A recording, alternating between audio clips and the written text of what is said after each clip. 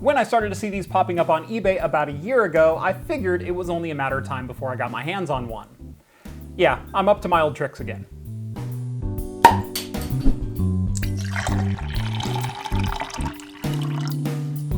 Welcome back to Craft Computing, everyone. As always, I'm Jeff, and today I have a little bit more of an off-the-wall build for you guys. I'm going to be putting together a Xeon 12-core, 24-thread, 32GB of DDR4 workstation using a Chinese X99 motherboard.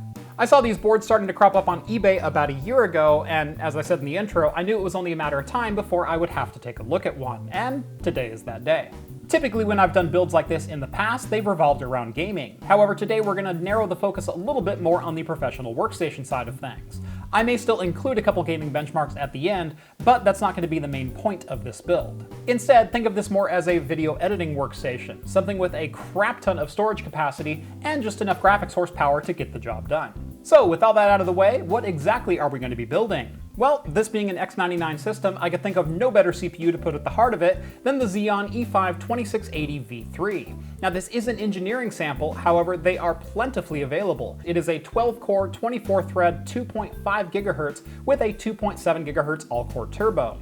It is definitely not the fastest single-threaded chip in the world, but it is definitely more than capable when it comes to multi-threading performance. Now I am more than familiar with this chip. If you cast your mind back about 3 years ago or so, I did a video where I introduced what was in my workstation at that time, and I was using a 2680v3 engineering sample. It was more than capable then, and I was more than happy with performance at the $275 that I paid. However, this chip was only $100.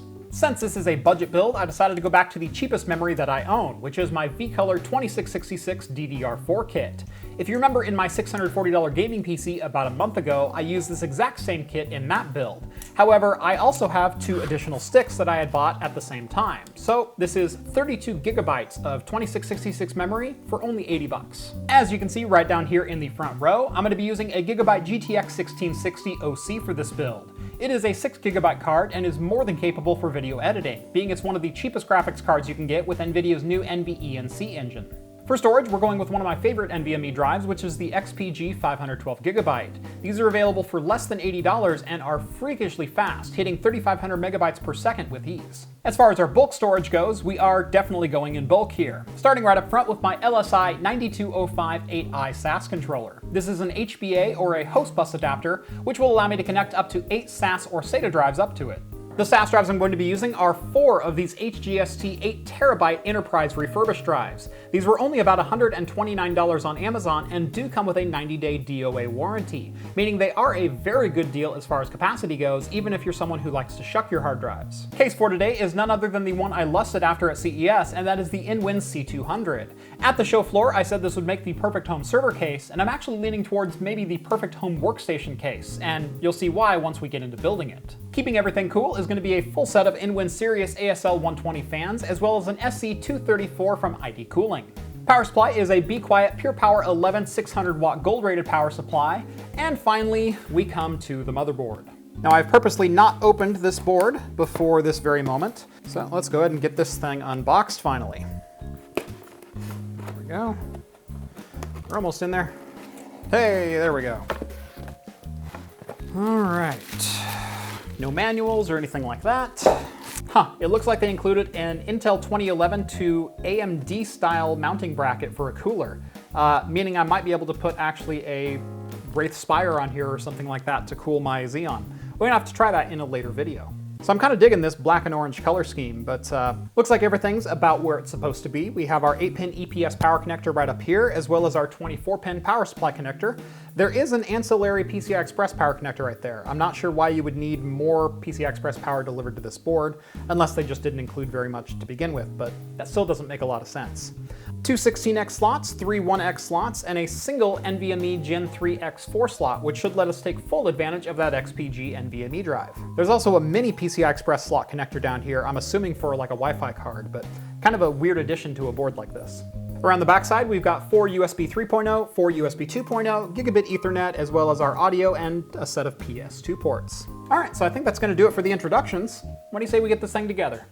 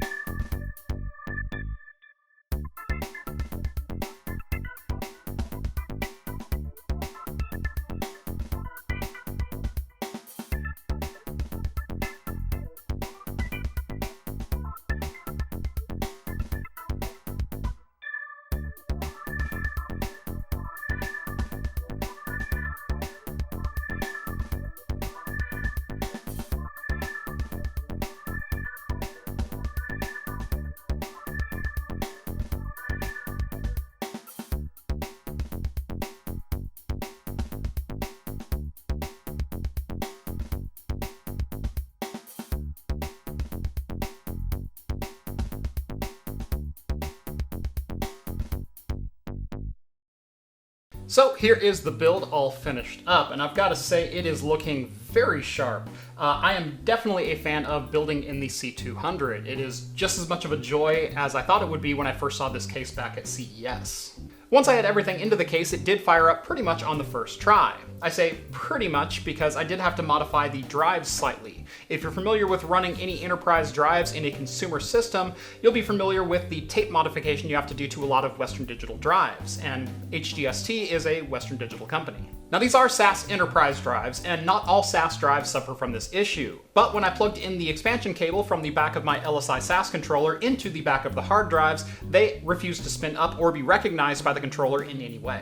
Now the solution is pretty simple. It requires just a hobby knife and a little bit of tape, either Scotch tape or packing tape or electrical tape, whichever you fancy. I used electrical tape on the top two and Scotch tape on the bottom two, and they both work just fine. All that's required to get these drives up and running is to tape over pin 3 on the SATA power connector. Typically the way I do that is take a piece of tape, put it over the entire SATA power connector, and then just cut the tape around pin 3 and remove the excess. It is a fairly common and well-documented fix. Just Google SAS drive not spinning up and you will find the solution. Anyway, onto the system itself. Now, I did have a couple of small issues with this Chinese motherboard. Now, obviously Chinese motherboards are fraught with issues and you need to work around them as best you can, but they are usually still a pretty good value for the system you wind up with. On this particular board, however, I cannot get the memory to run at any speed other than 2133 megahertz, and I'm a little disappointed by that because this is the first time I've had this particular issue with any of these boards that I've tried. And of course, on this motherboard, we have the traditional only one fan header is actually controllable. The rest just provide 12 volts and your fans will run full blast. So I did have to daisy chain all of my fans off of the CPU fan header. Luckily, all of the InWin Sirius fans that I used did have daisy chain cables built in, so I didn't have to pay for an additional fan hub or splitter. Moving into the BIOS here, we can see I do have all 32 gigabytes of my memory showing up just fine. Here is where I tried to apply the memory configuration change, and memory frequency is right there. I have selections all the way up to 3200 megahertz. However, nothing actually works or applies to the memory as it pertains to the system booting. 2133 seems to be the only speed that memory in this system will run at. I also did try multiple settings on enforced POR, including enforced stretch goals. I tried everything in this menu right here, and I've heard of that being an issue from being able to apply certain speeds to memory, but that didn't actually apply to this board at all. Obviously a little bit disappointing, but I'm not going to fret over 500 megahertz worth of memory speed, mainly because the system does still run just fine at that 2133. And in fact, the CPU is slightly faster in a lot of my benchmarks that I've ran so far than the previous 2680v3 that I had in a workstation about 4 years ago. So with all that said, let's go ahead and boot into Windows and I'll show you how I plan on utilizing these hard drives.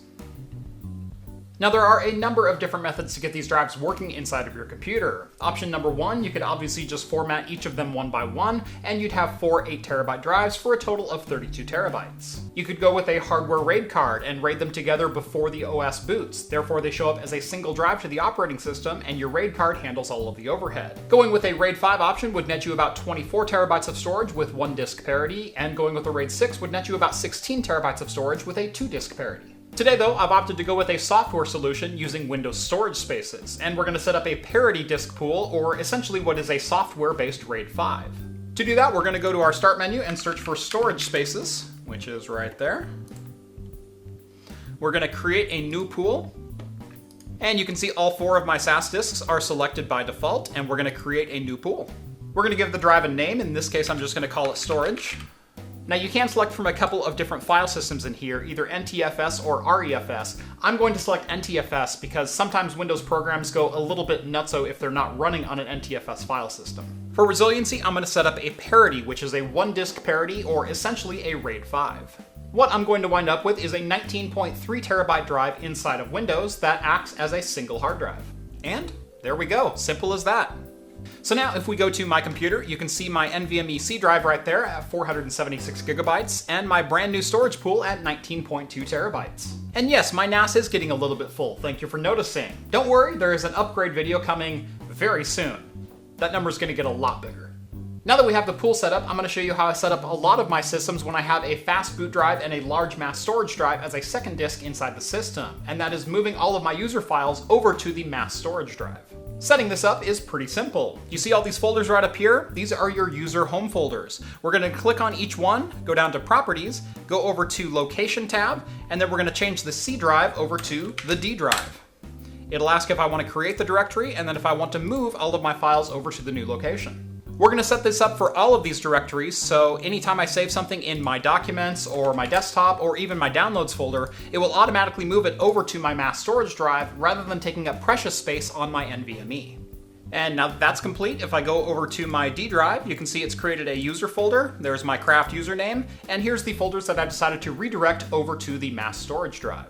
Now that that's all done, let's go ahead and take a look at some of the hardware specs and make sure everything is sitting as it should be. You can see here inside of hardware info, I can see all 12 of my processing cores, and they are peaking up to about 2.9 gigahertz, which is exactly what I would expect them to do. Single-threaded performance on this chip should theoretically be able to hit about 3.2, but I've noticed the all-core sits about 2.9. The E5-2680v3 is a 120-watt TDP CPU. However, the ID cooling heatsink does a remarkable job at keeping it cool. As you can see, we're idling here between about 27 and 31 degrees Celsius, and under load, I've only seen this thing get between 50 and 55 degrees Celsius on its hottest cores, and that was under a Cinebench workload using AVX, so very impressive performance for this particular solution. Jumping over to CPU-Z, we'll take a little bit closer look at that E5-2680v3. As you can see, it is a Haswell architecture running at that 22 nanometer FinFET.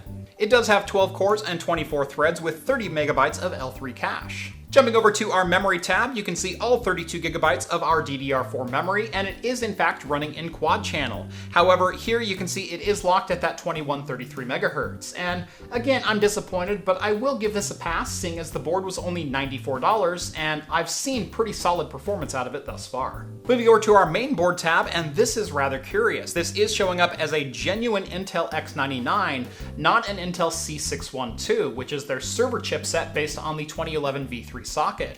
This is a consumer X99 chipset. I'm fairly certain this is the first time that I've seen a genuine consumer chipset in one of these Chinese boards. Typically, it's the server counterparts that they've harvested from dead server boards or boards that have been decommissioned. In this case, this is actually an X99 motherboard.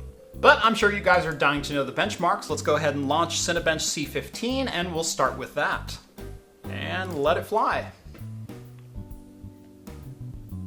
And we scored a 1733, which is actually the fastest score I've ever ran on this chip thus far. Now, that is pretty interesting because it is actually tying with the Ryzen 7 1700 and coming pretty close to the Ryzen Threadripper 1900X. You can see right here at this 2678 score, that is where my previous E5-2680v3 landed on my workstation that I ran 4 years ago. So the fact that this is running about 50 points faster is very impressive for this motherboard.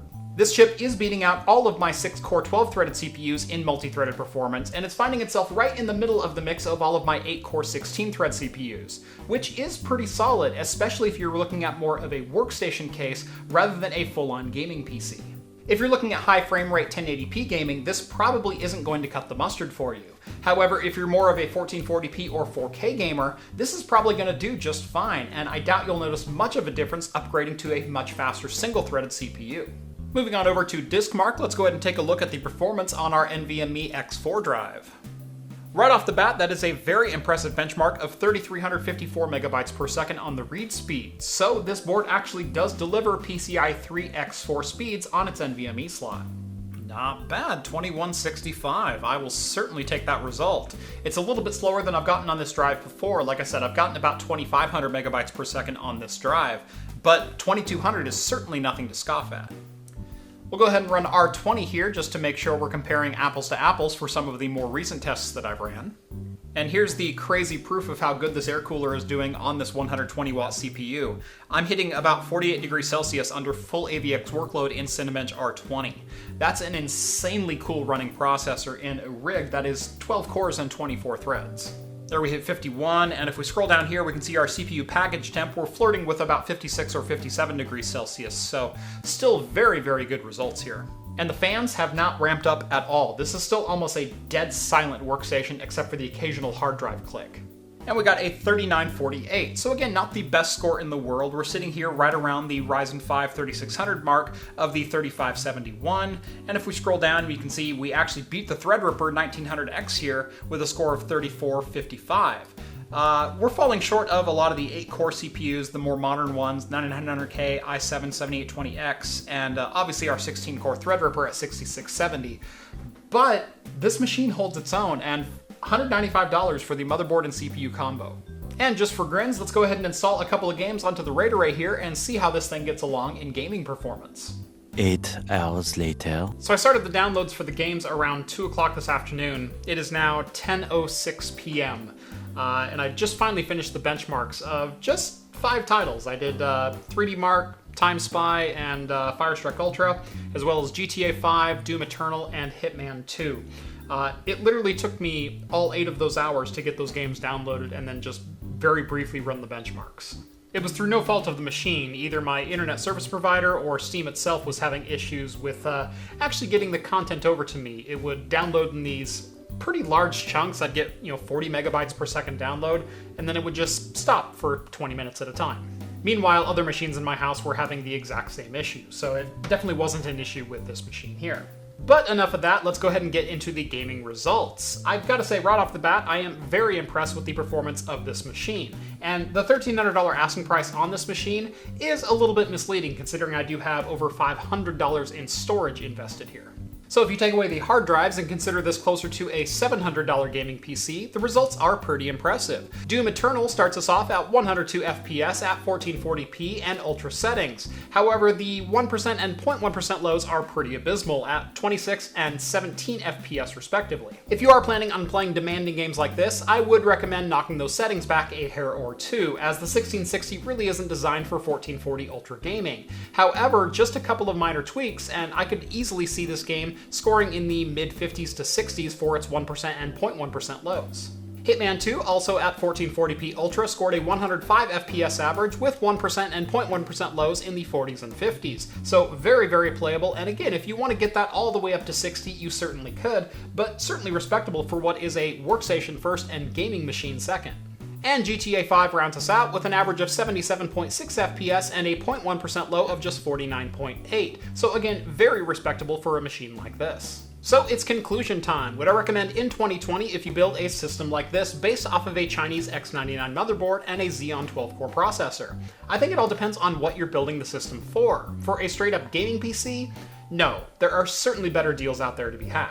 Keep in mind that while the multi-threaded performance of the E5-2680v3 is up there with chips like the Ryzen 7 1700 and the i7-7820K, it's 12 cores versus 8 cores, and you're just tying those benchmarks. As far as single-threaded performance goes, it's a thorough butt-kicking by most modern processors, with chips like the 1600AF and the i5-8400 pretty handily beating the Xeon. If you wanted to build a rig like this for, say, Adobe Premiere, it would be a very competent video editor, although the CPU horsepower has been a little bit nullified recently now that Adobe products are NVIDIA CUDA enabled, which is why I went with the GTX 1660. So it's not the fastest gamer in the world, but it does hold its own when it comes to multi-core workloads, and honestly, for the price that I paid, it's not that terrible of a deal.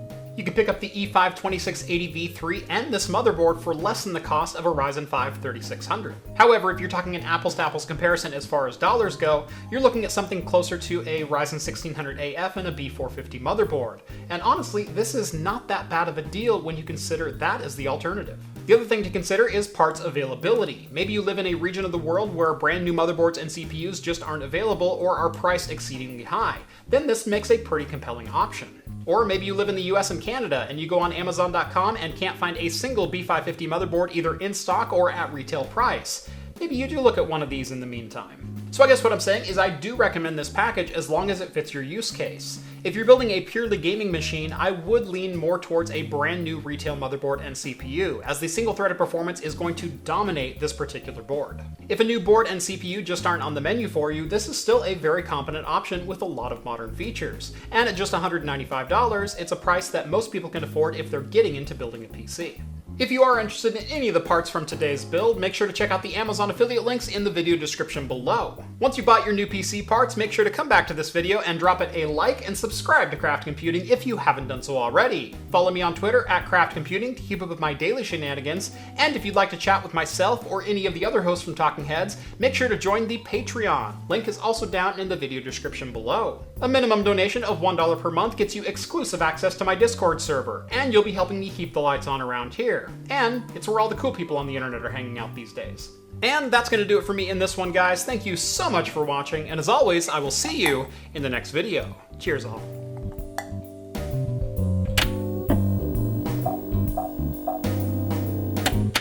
Wakefield Brewing Company. El Jefe. El Jefe for El Jefe. Finally, they named a beer after me.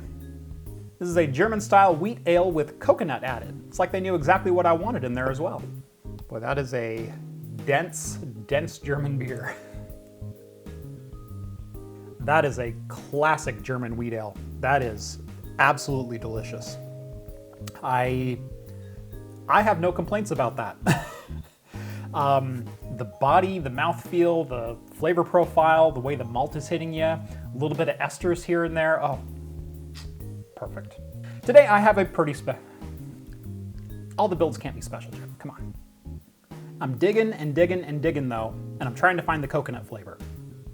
And it's just not poking its head out. Coconut is one of the more difficult flavor profiles to keep in a beer, and typically you have to have a very dark and rich, like Imperial Stout or Russian Barrel-Aged Stout, to really carry that coconut flavor through. So I'm not surprised that I'm not tasting it, but I'm still just a little bit disappointed. That's just a darn good German beer. I mean, again, German-wise and the main beer-wise, I have absolutely no complaints about this beer. I'm still a little bit disappointed that the coconut is not present really at all, but I really can't give it bad marks either. That's just good. Beer number 2 is Stickmen Brewing Company. How Can I Help? Juicy Double IPA. It's an 8.5% and 45 IBUs. I still can't decide whether or not I like this IPA or not. Like I said, it can't decide whether it's going to be smooth or harsh, and part of that is because it's a mild hazy, so I believe there's some lactose in this one. So there's a little bit of that burn in the backside, but the front side is very juicy, very, very sweet, almost bordering on sickly sweet. It's dry hopped with Idaho 7, Mosaic, and Meridian hops, which I'm not the biggest fan of Meridian hops. They do okay, but I would prefer to see something else in here.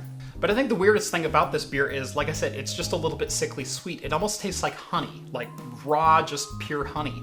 And it's not a flavor I'm used to tasting in a beer with hops. Like, I'm a fan of mead, I'm a fan of, beverages like that.